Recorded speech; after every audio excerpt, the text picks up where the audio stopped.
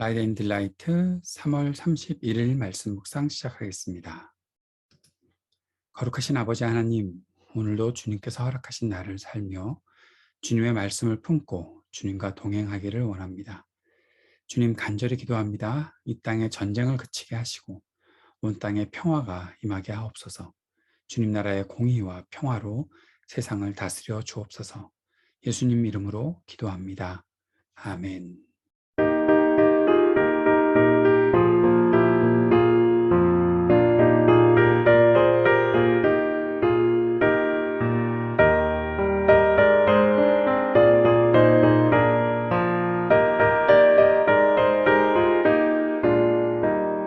세상 모든 풍파 너를 흔들어 약한 마음 낙심하게 될 때에 내려주신 주의 복을 세어라.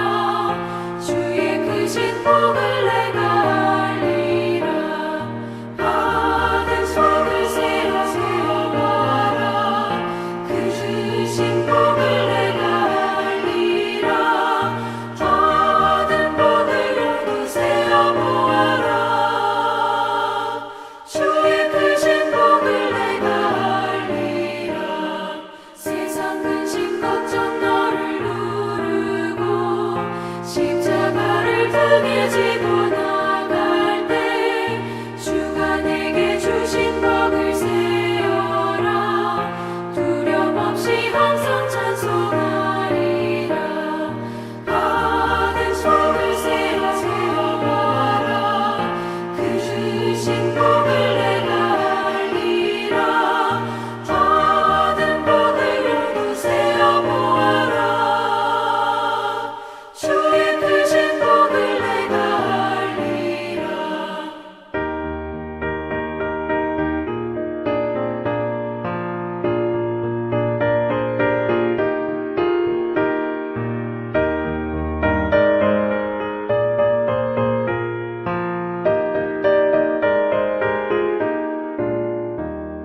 세상 권세 너의 앞에 막을 때 주만 믿고 낙심하지 말아라. 천사들이 너를 보호하리니 염려 없이 한방으로 나가라. 받은 속을 세워봐라. 그 주신 복을 내가 알리라. 받은 복을 모두 세어보아라. 주의 크신 복을 내가 알리라.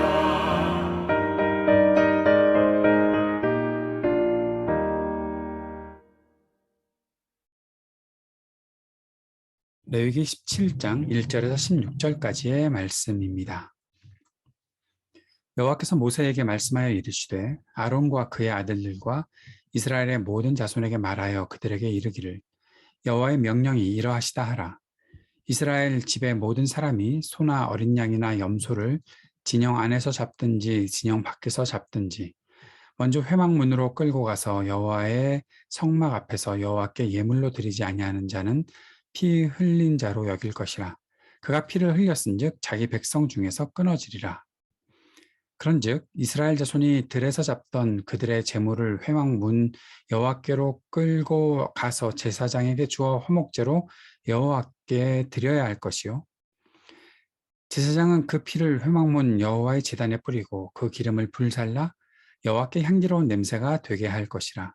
그들은 전에 음란하게 섬기던 숫염소에게 다시 제사하지 말 것이니라. 이는 그들이 대대로 지킬 영원한 규례니라. 너는 또 그들에게 이르라. 이스라엘 집 사람이나 혹은 그들 중에 거류하는 거류민이 번제나 제물을 드리되 회막문으로 가져다가 여호와께 드리지 아니하면 그는 백성 중에서 끊어지리라. 이스라엘 집 사람이나 그들 중에 거류하는 거류민 중에 무슨 피든지 먹는 자가 있으면 내가 그 피를 먹는 그 사람에게는 내 얼굴을 대하여 그를 백성 중에서 끊으리니 육체의 생명은 피에 있음이라. 내가 이 피를 너희에게 주어 제단에 뿌려 너희의 생명을 위하여 속죄하게 하였나니 생명이 피에 있으므로 피가 죄를 속하느니라. 그러므로 내가 이스라엘 자손에게 말하기를 너희 중에 아무도 피를 먹지 말며 너희 중에 거류하는 거류민이라도 피를 먹지 말라 하였나니 모든 이스라엘 자손이나 그들 중에 거류하는 거류민이 먹을 만한 짐승이나 새를 사냥하여 잡거든 그것에 피를 흘리고 흙으로 덮을지니라. 모든 생물은 그 피가 생명과 일체라. 그러므로 내가 이스라엘 자손에게 이르기를 너희는 어떤 육체의 피든지 먹지 말라 하였나니 모든 육체의 생명은 그것의 피인즉 그 피를 먹는 모든 자는 끊어지리라.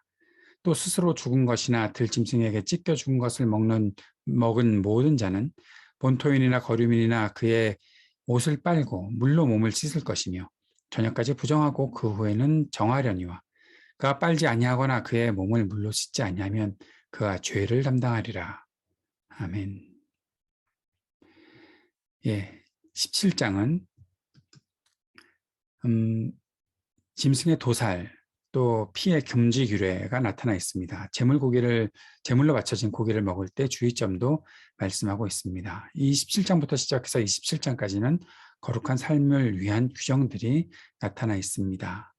16장까지를 전반부로 보고 이제 후반부로 들어가는데 매일 성경의 그 성경 묵상 순서상 오늘까지 3월 31일까지 레위기를 묵상하고 이제 4월 1일부터는 요한복음 14장부터 묵상이 시작돼서 언제 또 다시 기회가 올 때 계속해서 말씀을 묵상할 수 있지 않을까 싶습니다.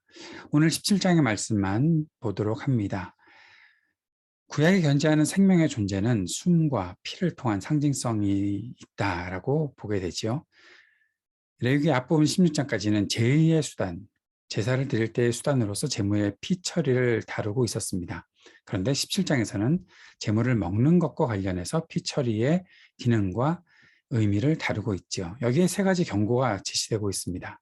첫 번째는 모든 제물은 번제단에서 여호와께 드려야 한다는 것이고, 두 번째는 제단 내에서와 들판에서도 기름과 피는 먹지 말아야 한다는 것입니다.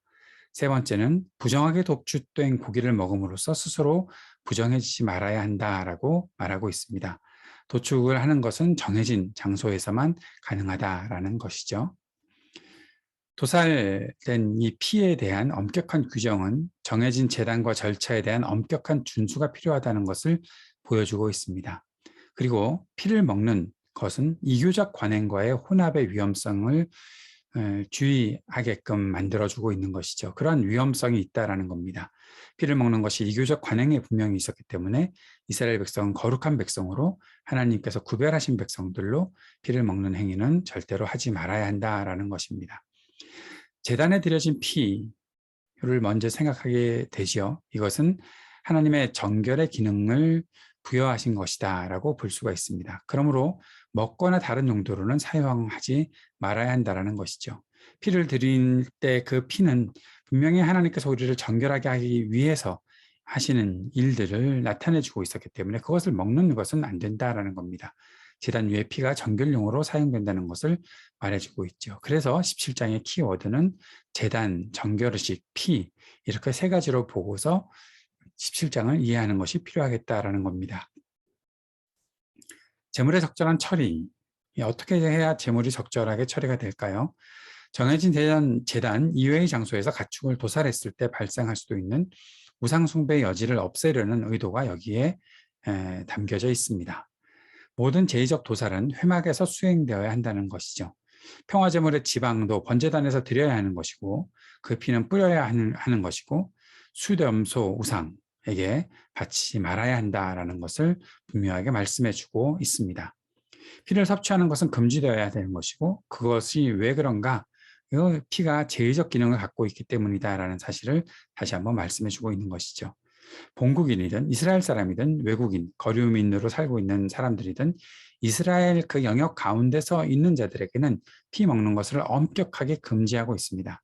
피는 모든 생명체의 생명이기 때문이고 하나님이 짐승의 피를 제단에서 정결의식을 수행하게 하는 수단으로 삼으시기 때문에 피가 정결하게 도구이기 때문에 피를 먹는 것은 절대로 해서는 안 되는 일, 금지해야 되는 일이다라는 사실을 말씀하시는 것입니다. 식용 고기의 피 처리는 어떻게 규정하고 있을까요? 사냥해서 식용 도살할 경우에도 마찬가지로 피를 먹지 말고 땅에 버리고 흙으로 덮어서 도살한 짐승의 피를 완전히 제거해야 한다라고 말하고 있습니다. 피의 섭취의 가능성을 없애야 한다는 것이죠. 생명의 피라는 등식이 다시 한번 언급되고 있습니다. 피를 먹을 경우에 중형에 대해서도 다시 언급하고 있습니다. 피는 제단에서 정결규례로 사용되지 않더라도 반드시 폐기 처리해야 한다는 사실을 말씀해주고 있는 것이죠. 스스로 죽은 짐승의 고기, 길에서 죽은 고기가 있네 라고 생각하면서 짐승의 고기를 먹는 경우도 주의할 부분이 있습니다. 그럴 경우에는 부정해진다라고 말하고 있죠. 근데 그것을 위해서는 정결의식이 필요한데 옷을 빨아야 하는 것이고 몸을 물로 씻는 것입니다. 그리고 그날 저녁까지 부정해지는 것이죠. 그런데 제사장의 경우는 결코 그러한 고기는 먹을 수 없다라고 말씀하고 있습니다. 제단에서 피 흘림 없이는 죄에 대한 용서함이 없다라는 사실을 우리가 이 본문 말씀을 통해서 기억할 수 있죠. 이 본문의 핵심은 생명의 거룩함에 대한 것입니다. 생명의 거룩성, 그것이 이 본문의 핵심이라는 것이죠. 피는 하나님이 주신 생명의 본질입니다. 하나님이 주신 것이므로 그에 대한 적절한 대처가 중요하다는 것이죠. 이 원칙은 구약과 신약을 관통하는 아주 중요한 원칙입니다. 신약에서 그리스도의 죽음과 부활 자체가 이러한 원칙의 완성을 위해 존재하고 있는 것을 볼 수 있죠. 피해 금지의 신약적인 의미가 무엇이 있는가? 첫 번째는 연속성의 측면에서 생각해 볼 수 있죠. 신약적 측면에서 피를 먹지 말라는 말은 그리스도의 피를 훼손하거나 혼합시키거나 왜곡시키지 말라는 의미로 이해할 수 있을 것입니다. 피의 사용의 엄격한 제한은 그리스도의 대속의 유일성을 말해주기 때문이죠. 그리스도의 피는 속량의 의미가 있다는 사실을 기억하며 이 피의 금지에 대한 부분이 신약에서 어떻게 연속이 되는가 우리가 살펴볼 수 있습니다.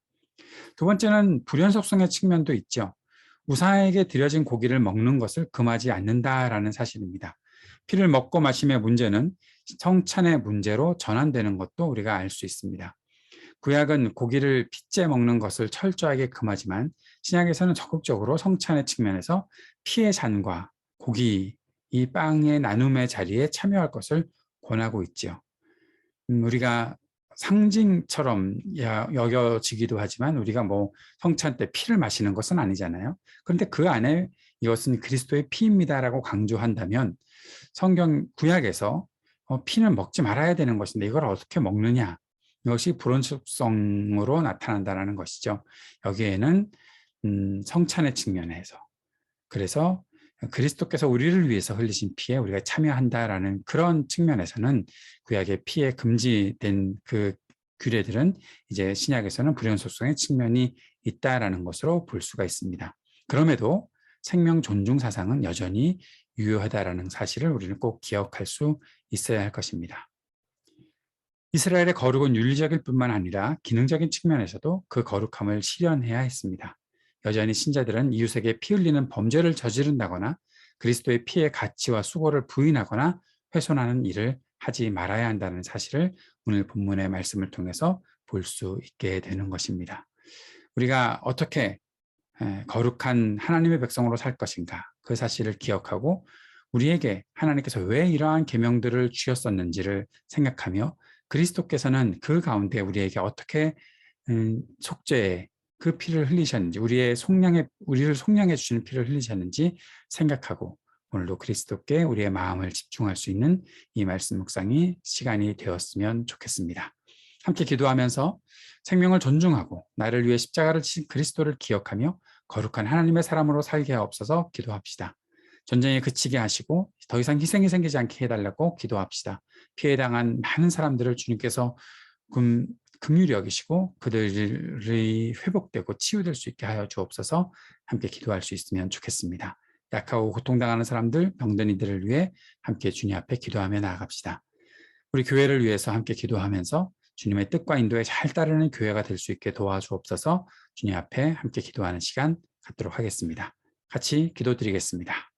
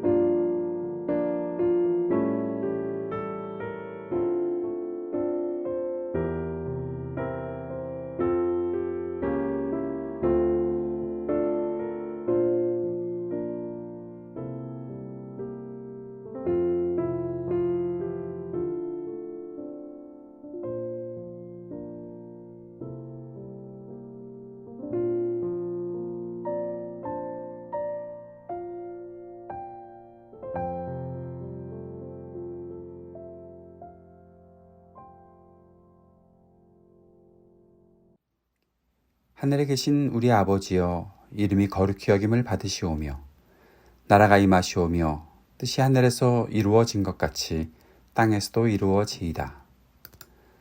오늘 우리에게 일용할 양식을 주시옵고 우리가 우리에게 죄 지은 자를 사하여 준 것 같이 우리의 죄를 사하여 주시옵고 우리를 시험에 들게 하지 마시옵고 다만 악에서 구하시옵소서.